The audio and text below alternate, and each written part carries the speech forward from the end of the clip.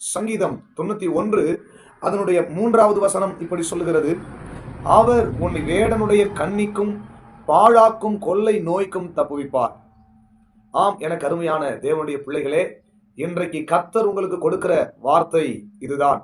அவர் உன்னை வேடனுடைய கண்ணிக்கு தப்புவிப்பார். மறைமுகமான கண்ணிகள் உங்க வாழ்க்கையில, உங்க குடும்பத்துல பிசாசானவன் எதையெல்லாம் மறைமுகமாய் வைத்திருக்கிறானோ, குடும்பத்தை தாக்கும்படிக்கு, பிள்ளைகளை தாக்கும்படிக்கு, பொருளாதாரத்தை தாக்கும்படிக்கு பிசாசானவன் எந்தெந்த காரியத்தில் உங்க வாழ்க்கையில் மறைமுகமாய் கண்ணிகளை வைத்திருக்கிறானோ, ஆண்டவர் சொல்லுகிறார், அவன் வைத்த அந்த கண்ணிக்கு உன்னை நான் தப்புவிப்பேன் என்று. ஹல்லேலூயா! பயப்படாமல் இருங்கள். மறைமுகமாய் மனிதன் மூலமாய் வருகிற சூழ்ச்சிகள் குடும்பத்துல பலவிதத்துல உங்களை தடுமாற பண்ணுகிறதா, பிள்ளைகளை தடுமாற பண்ணுகிறதா, பல விதத்துல நீங்கள் என்ன செய்வது என்று அறியாமல் முழித்துக் கொண்டிருக்கிறீர்களா? இன்றைக்கு நம்முடைய ஆண்டவர் சொல்லுகிற வார்த்தை இதுதான். அவர் உன்னை வேடனுடைய கண்ணிக்கு, பாழாக்கும் கொள்ளை நோய்க்கு தப்புவிப்பார்.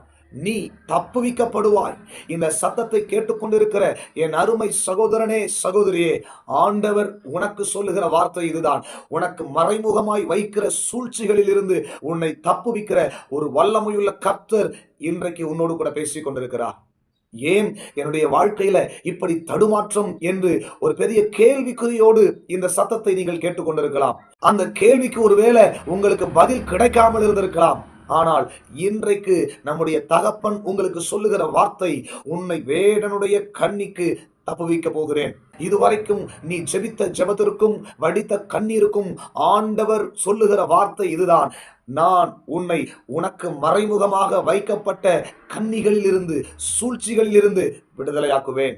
ஒருவேளை மறைமுகமா உங்க குடும்பத்திற்கு விரோதமா மாந்திரிக கட்டுகள் வைத்திருக்கலாம், பிள்ளி சூனிய கட்டுகள் வைத்திருக்கலாம், ஏவல் பிசாசுனால நீங்க பாதிக்கப்பட்டிருக்கலாம். ஒருவேளை சாப்பாட்டுல கலந்து கொடுத்து ஒரு விதமான பிசாசுடைய தந்திரங்கள் குடும்பத்தை ஆட்டி படைக்கலாம். இன்றைக்கு தேவன் உங்களுக்கு தெளிவாய் சொல்லுகிற வார்த்தை இதுதான். நீ வேடனுடைய கண்ணிக்கு தப்புவிக்கப்பட போகிறாய். ஆமீன் சொல்லுவீங்களா? நீங்கள் தப்புவிக்கப்பட போகிறீர்கள். உங்கள் குடும்பம் தப்புவிக்கப்பட போகிறது. கவலைப்படாதீங்க. எதை குறித்தும் கவலைப்படாதீங்க. இதுவரைக்கும் உங்களுடைய வாழ்க்கை, உங்கள் வழி தடுமாற்றமான ஒரு வழியாக இருந்திருக்கலாம்.